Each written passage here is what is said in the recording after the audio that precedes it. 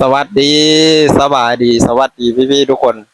วันนี้ฝนตกพี่ทุกคนฝนเศร้าเลยมาบ้างสิถ่ายบรรยากาศให้เบิ่งเนาะบ้านคอยฝนตกเด้อตอนนี้เด้อทุกคนเด้อฝนตกน้ำแถวทางนี่ก็ไหล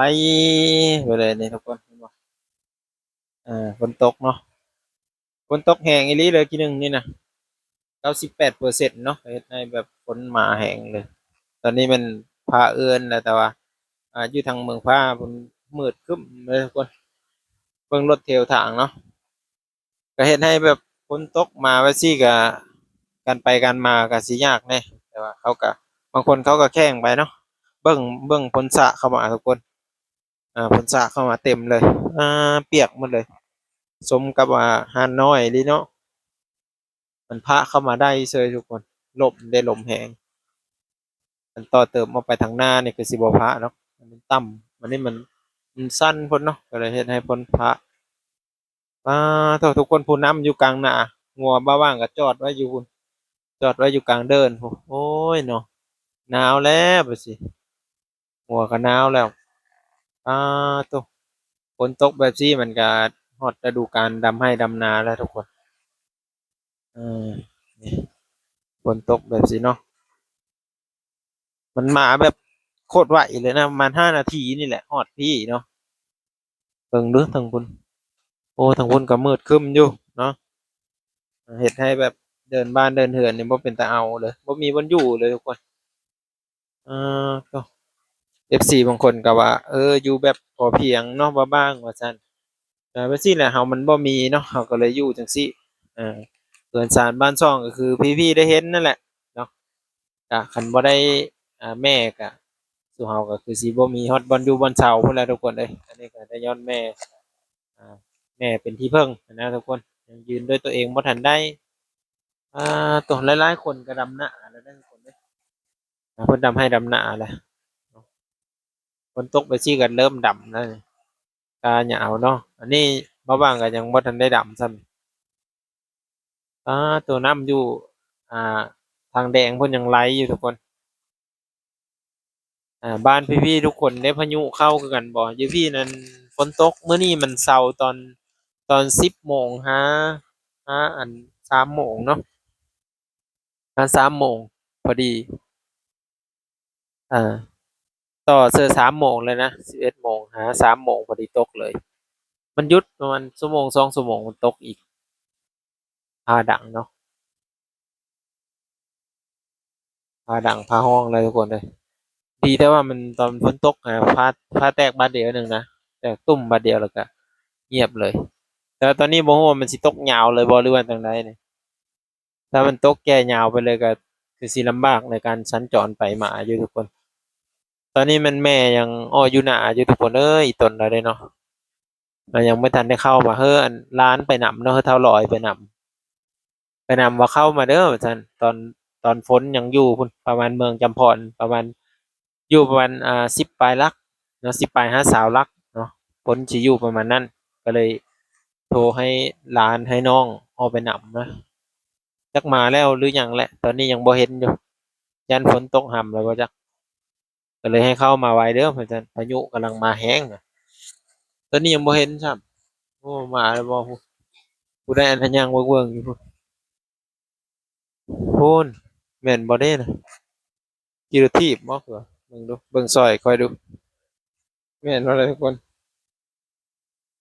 ผู้ใดเนาะเฮ็ดโอ้มี2คนแล้ววะน่ะ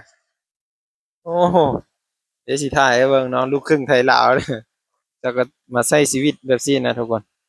แล้วเขาก็ม่วนไปอีกอย่างหนึ่งเนาะใช้ชีวิตตามบ้านนอกของนาเขาเบิ่งดูขี่รถ2คนนะขี่รถคันเดียวอะญาติกันขี่อยู่ทีบกันเดียวอะโอ้มาแล้วเนาะแม่ว่างยังไม่ทันมาซ้ำเบิ่งเนี่ยฝนตกจะได้เข้ามาฮอดเด้มันบังต้นไม้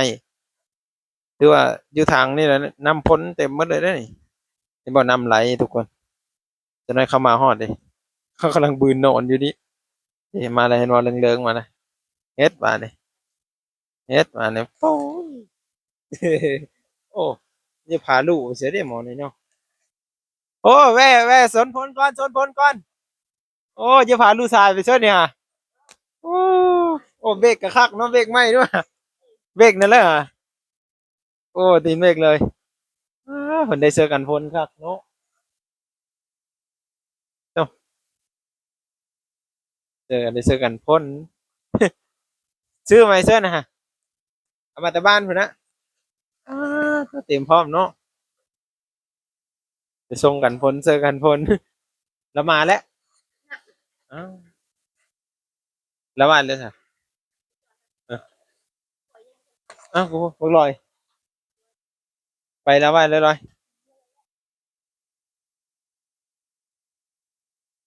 โอ้ตายครับฝนตกห่ำว่าตอนตัวไปอ่ะพอดีฮอดเทิร์นบ่วันนี้ฝนตกแห้งๆ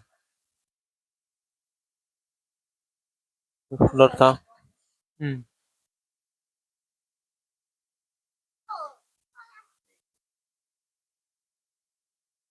ไปเสียดิเนาะฝนก็ตกแห้งดิทุกคนเลยแต่พวกนี้คือสิได้ปลาหลายเนาะโอ้ยเด้อเลยนี่แม่ก็ยังบ่ทันมาซ้ำฝนก็ตกพอฝนทุกคนอืมปลาดังฮือๆอยู่ตายคักมันเปียกไม่เป๊ะบ่เจออย่างทรงอย่างเนาะมันก็ไม่เป๊ะอย่างมื้อนี้ใครเดี๋ยวนั้น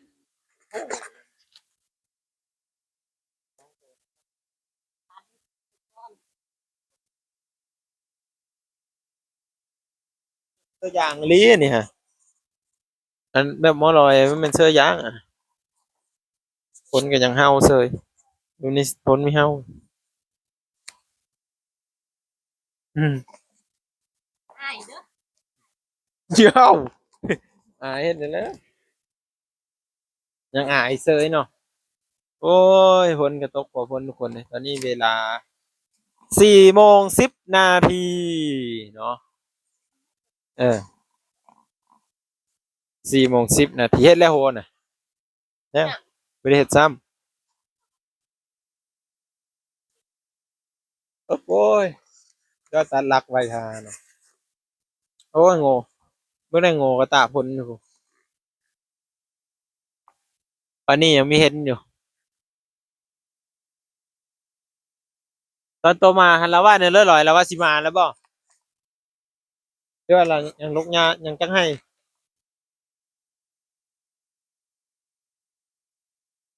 ้เดียวพอดีแล้วเลยแล้วมันเลยหรือว่าหยังอืม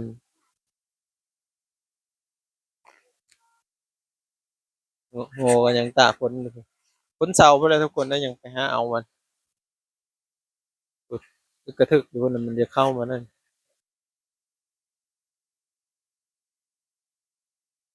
ฝนตกฟ้าลงคือสิค่อยเช้าไปนั่นน่ะฮะเออมีออกไปเจาะเบิ่งป่าเนาะฝนตกในป่าได้นะ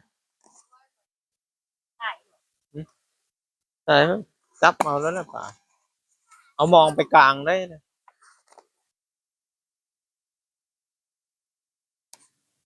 เจอหมองได้เจอหมองกันไว้เลย